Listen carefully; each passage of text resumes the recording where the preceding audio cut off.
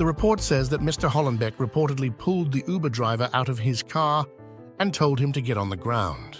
The daughter reported to deputies that her father was shouting and acting irrationally while waving his rifle. According to deputies, Mr. Hollonbeck pointed his weapon at the driver's face and yelled at him to get out of his car as his daughter ran into his house. Mr. Hollonbeck's daughter was with friends when the incident happened, according to the police report.